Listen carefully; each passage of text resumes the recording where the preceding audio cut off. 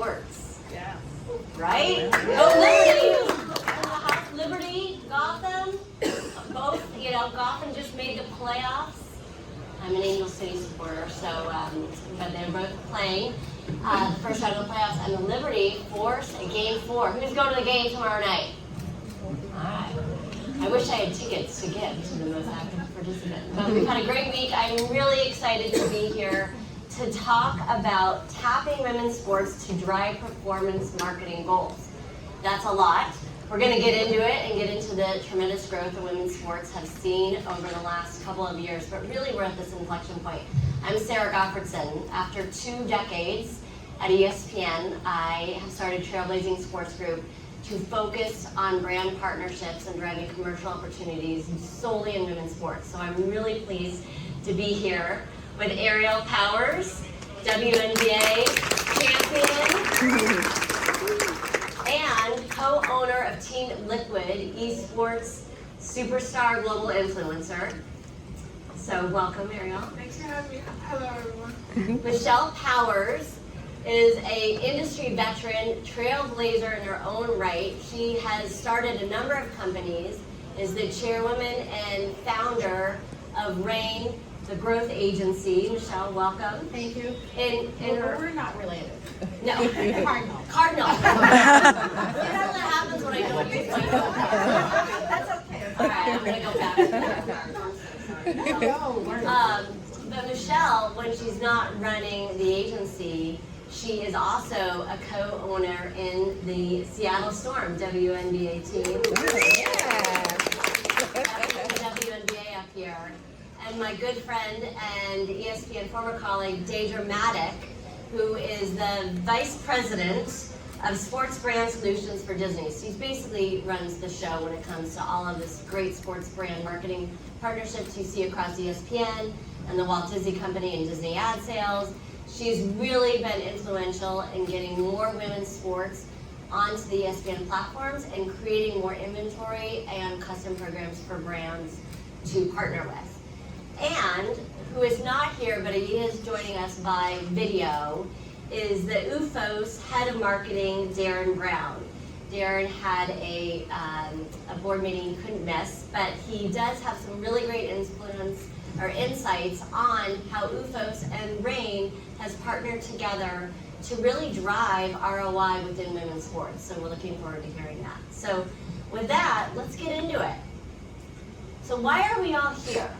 Well, these are stats that I think you have all seen before, but frankly, they're outdated. And we just did this deck last week. So the trend is real. The growth in women's sports is not something that is just here and there and every couple of months. Truly, last weekend we had some records. We had 56,000 people go into the Iowa Hawkeyes football stadium to watch a women's college basketball game that did not mean anything. 56,000 people into that. The Liberty in Brooklyn had 17,000 plus, the most ever attendance at the WNBA games. Ratings continue to soar. We were just talking about Game 3, we think there's going to be record ratings on a Sunday against the NFL. But in the first 2 games of the WNBA finals, they are up more than 200%, the most it's ever been in its 20-year history. So this is no joke. We are seriously at an inflection point in women's sports. It is not a moment, it is a movement.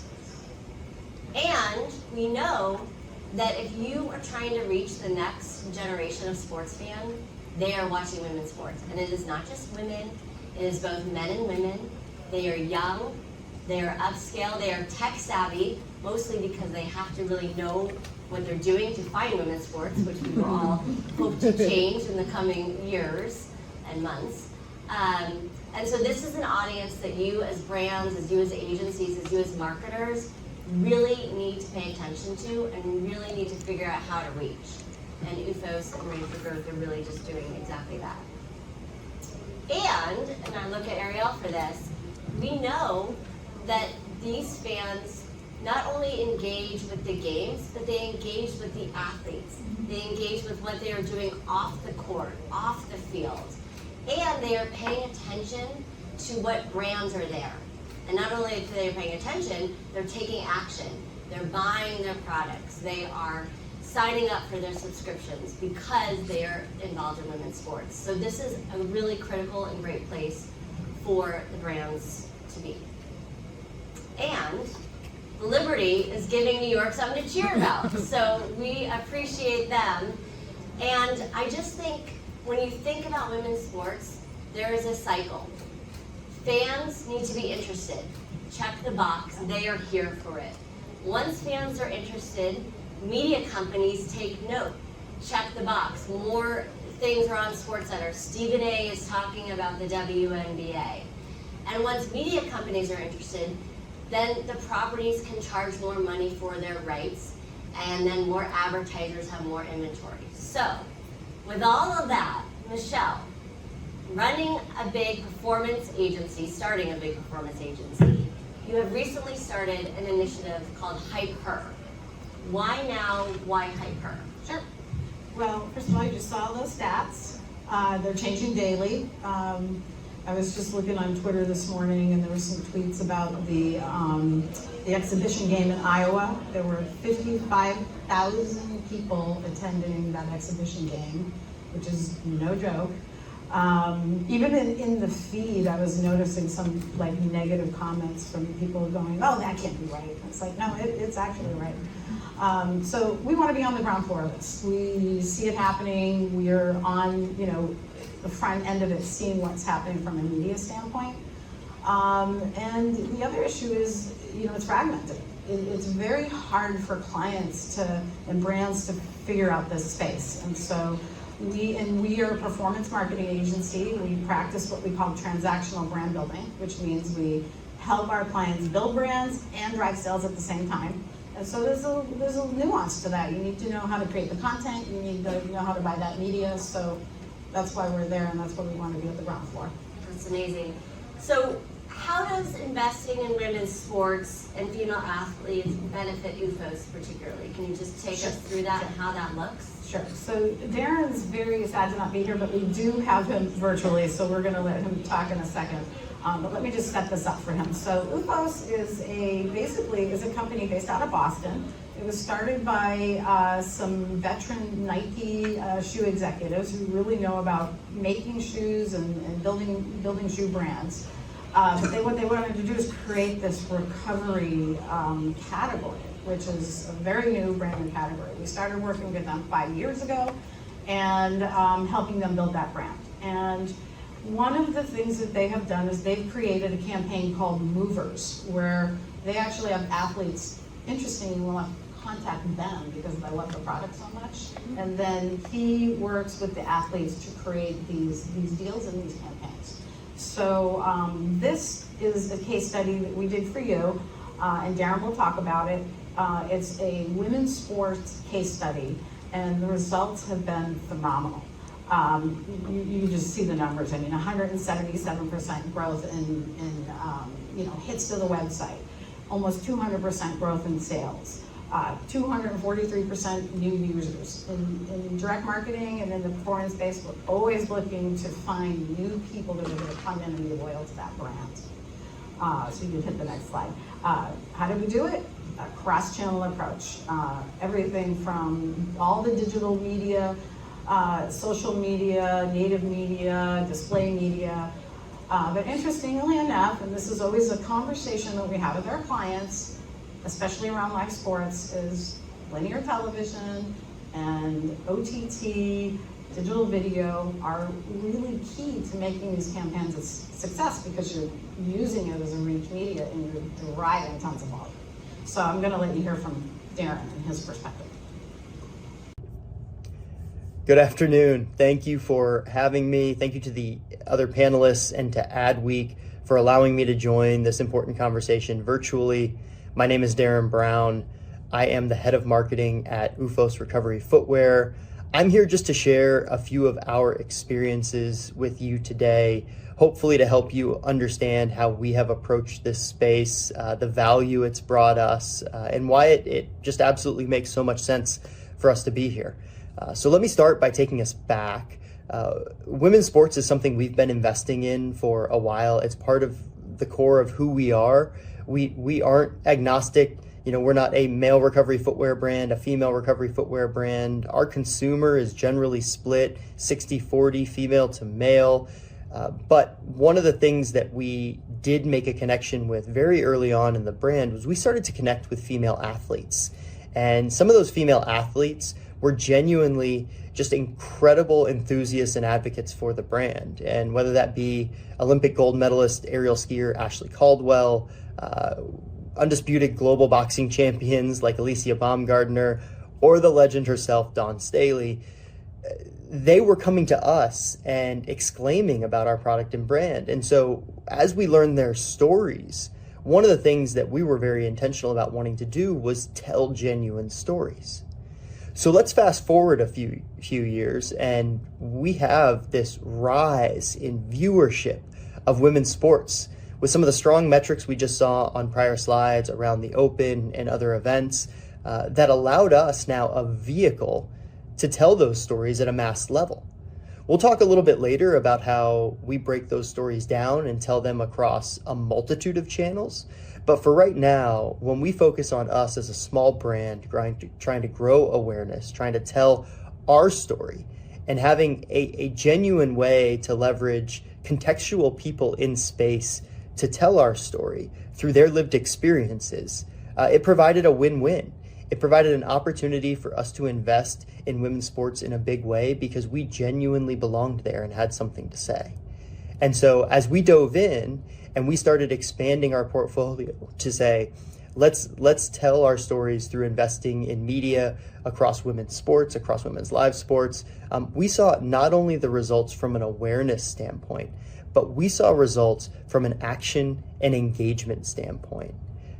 Point in case, when we ran Dawn Staley's ad across the men's and women's college basketball, March Madness and Final Four last year, we saw not only much stronger response rates and action and engagement, but even conversion come from the women's college basketball Final Four than we did from the men's. Now, don't get me wrong, we still see a lot of strong performance in men's sports, whether that be the college football playoffs and some of the others that we invest in.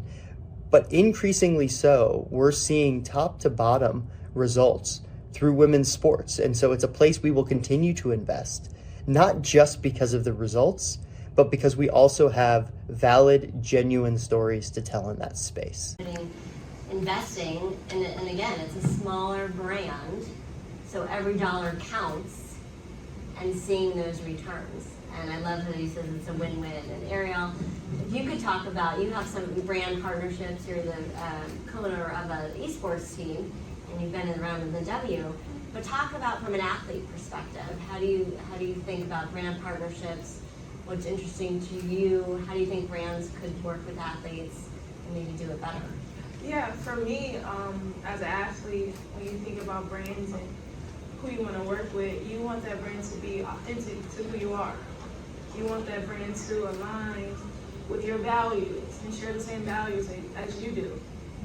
Because the more you are authentic, the better it is for both the athlete and the brand. For me specifically, right now I'm decked out in Jordan. Jordan is a sponsorship of mine, and they treat their athletes equally.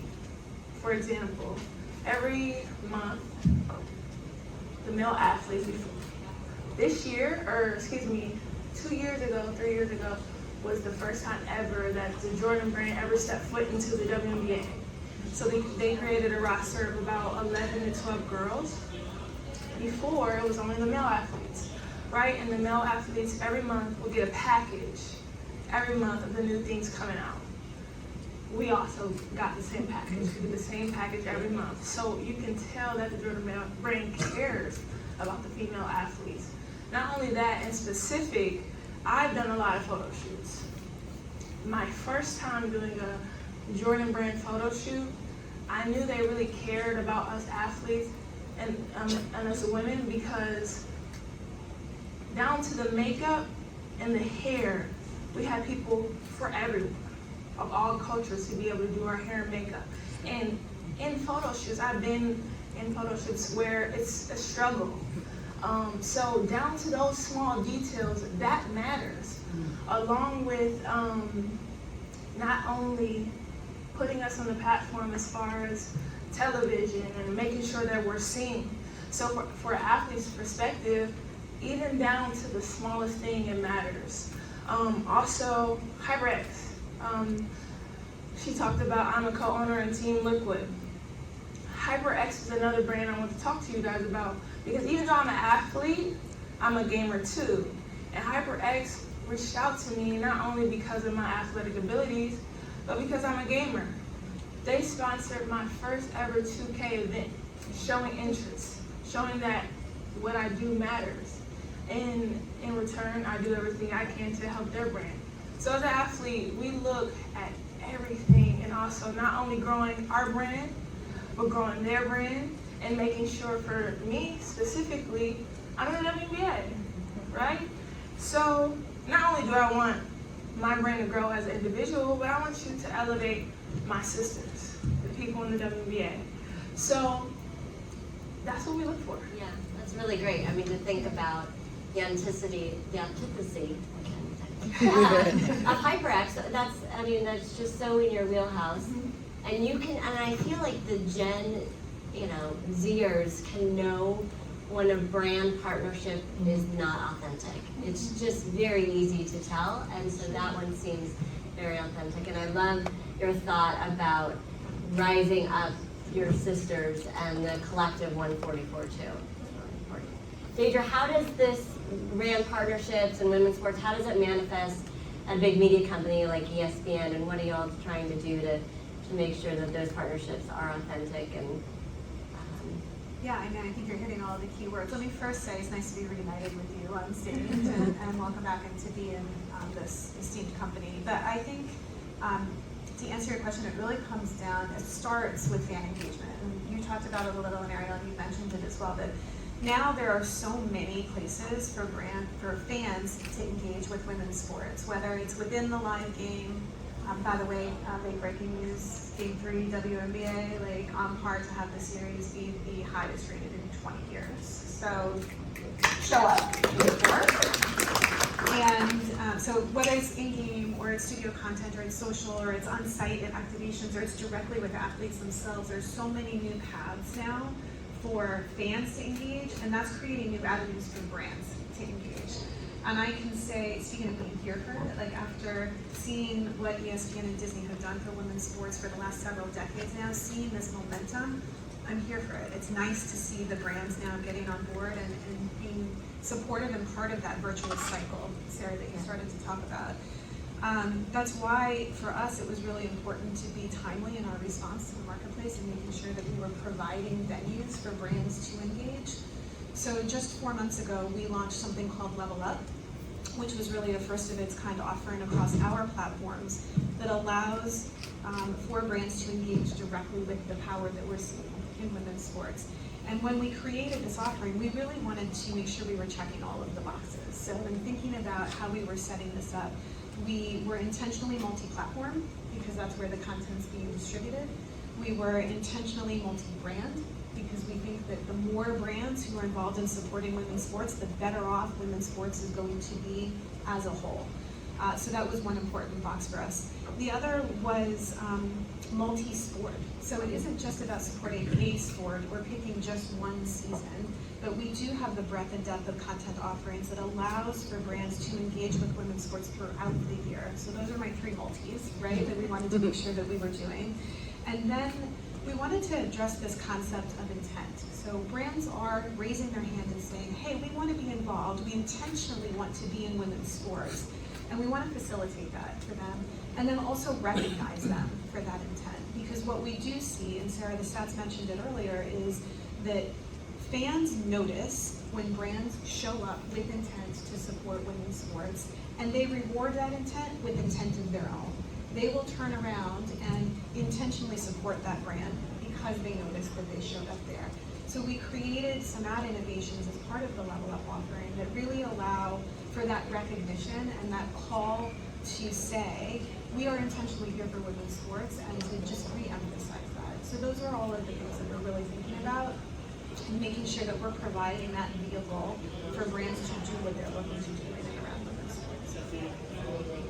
And to your point, you know, there is a lot of women's sports out there to partner with, and I think that sometimes, you know, the thing that drives me nuts is, oh, there's not enough inventory in women's sports. Well, there is. You know, you just got to be creative and find it, or ask your media partner to help create it, to help create new inventory opportunities. So, thank you for all that you do there.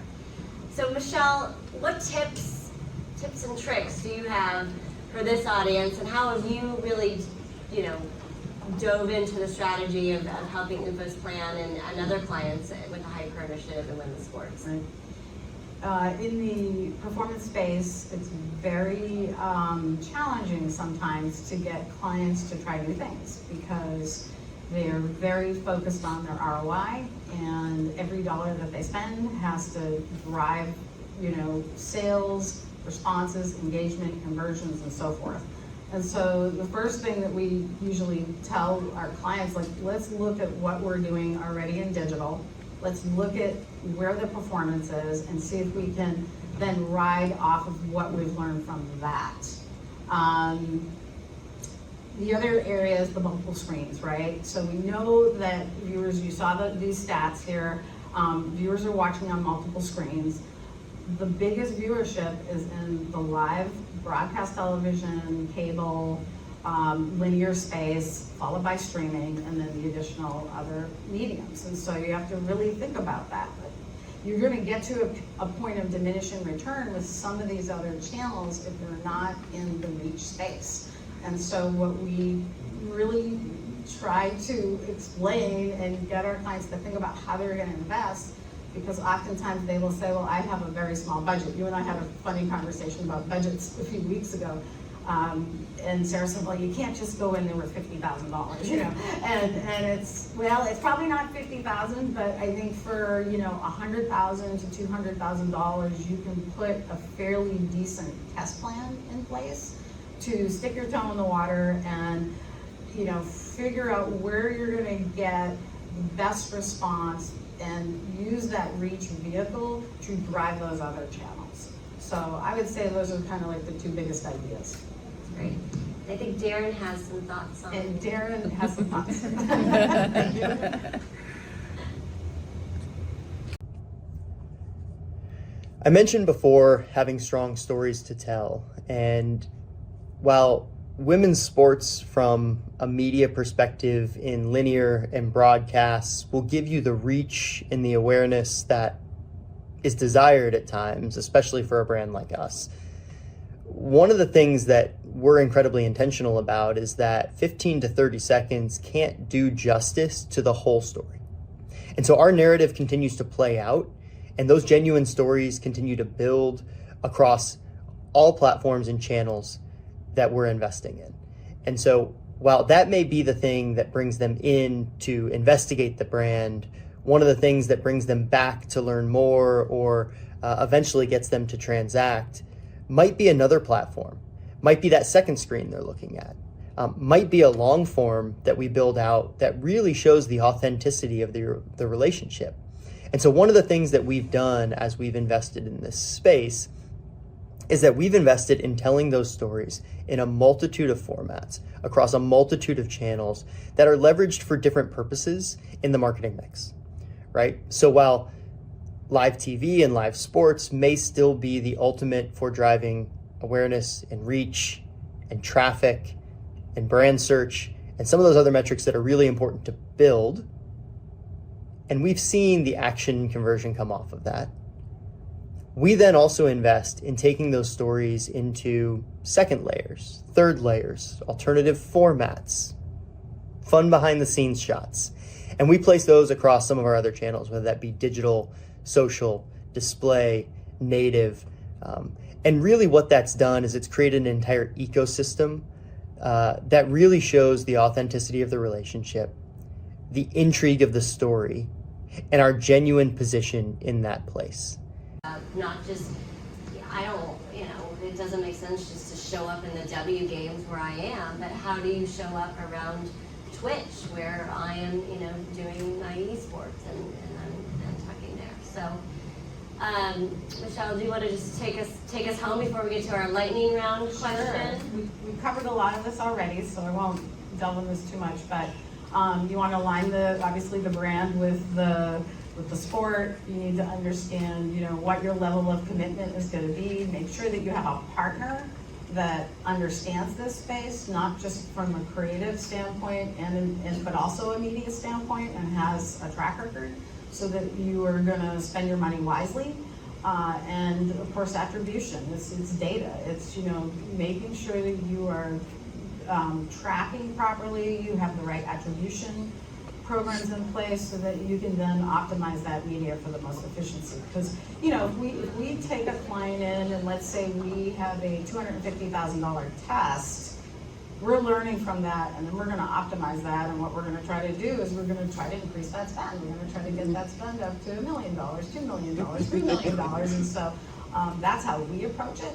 So understanding what your previous channels are doing, and then making sure that optimization in place is super important.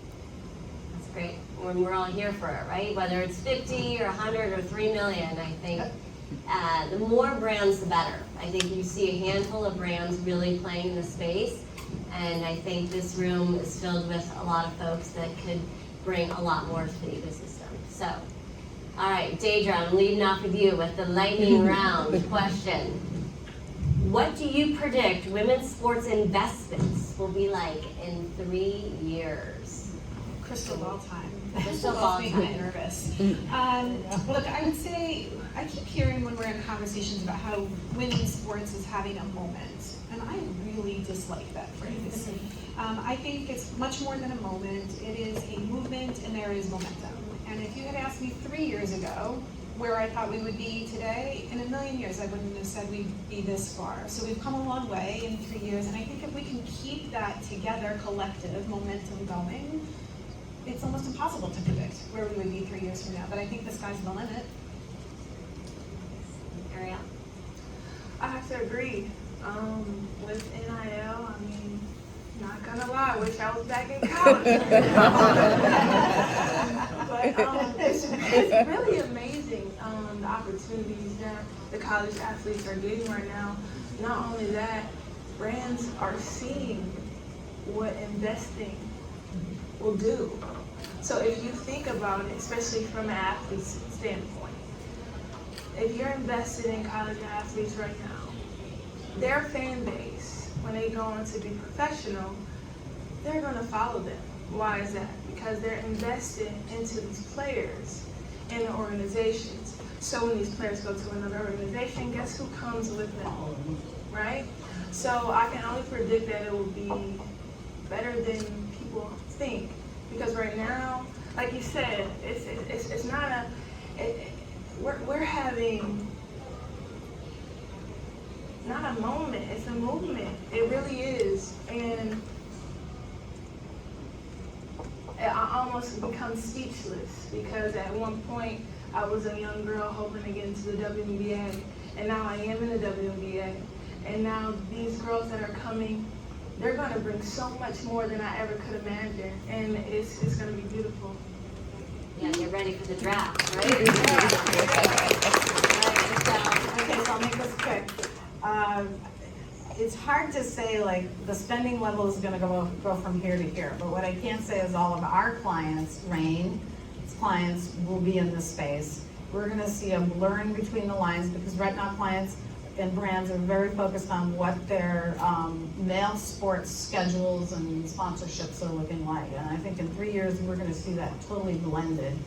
And then the last piece is, what do we need to get there? We need help from, and everybody in this room can do this, whether you're a brand, you're on the media side, you're on the agency side, the lead side, is to increase our awareness, to get more promotions, to get better support around things. Because I can't tell you how many times people ask me, like, how do I find this? Where do I see it? Am I on YouTube? Am I on ESPN? Am I, the Scripps is coming and Amazon's coming? So I think the more promotions and the more awareness we can get, it's just gonna continue to skyrocket. And you as fans can all do your part by just tuning in. Tune in. Go to a game, take your family, tune in, and I think in 3 years we're going to be having a different conversation. So Absolutely. thank you, panelists.